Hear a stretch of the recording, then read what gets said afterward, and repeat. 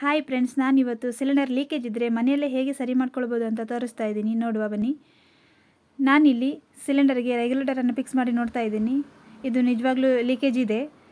Leakage ಇದ್ದರೆ ಗೊತ್ತಾಗತ್ತಲ್ಲ, sound ಬರುತ್ತೆ. ಹಾಗಾಗಿ ಇಲ್ಲಿ ನಾನು ತೋರಿಸ್ತಾ ಇದ್ದೀನಲ್ಲ, ಒಳಗಡೆ ಒಂದು ವೈಸರ್ ಇದೆ. ಅದಕ್ಕೆ ಸ್ವಲ್ಪ ಕೊಬ್ಬರಿ ಎಣ್ಣೆಯನ್ನು ಹಚ್ಚಿಬಿಟ್ಟು ಈ ಥರದೊಂದು ಪಿನ್ನದ ಸಹಾಯದಿಂದ ಅದನ್ನು ತೆಕ್ಕೊಳ್ಬೇಕು. ನೀಟಾಗಿ ತೆಕ್ಕೊಳ್ಬೇಕು, ನಿಧಾನವಾಗಿ. ತುಂಬ ಚಿಕ್ಕದಿರುತ್ತದು.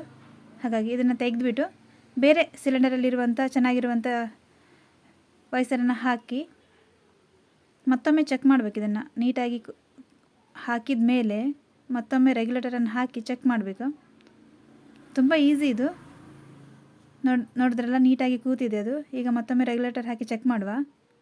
ಚೆಕ್ ಮಾಡಿದ ಮೇಲೂ ಕೂಡ ಸ್ವಲ್ಪ ಲೀಕೇಜ್ ಇದೆ.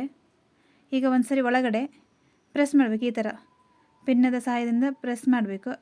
ಏನೇ ಒಂದು ಕಸ ಇದ್ದರೂ ಕಟ್ಟಿದರೂ ಸಹ ಅದು ಹೋಗಿಬಿಡುತ್ತೆ. ಈಗ ನೋಡಿ, ಚೆನ್ನಾಗಿದೆ. ಯಾರಿಗೆಲ್ಲ ಈ ವಿಡಿಯೋ ಇಷ್ಟ ಆಯಿತು, ಸಬ್ಸ್ಕ್ರೈಬ್ ಮಾಡಿ, ಲೈಕ್ ಮಾಡಿ, ಕಮೆಂಟ್ ಮಾಡಿ, ಶೇರ್ ಮಾಡಿ.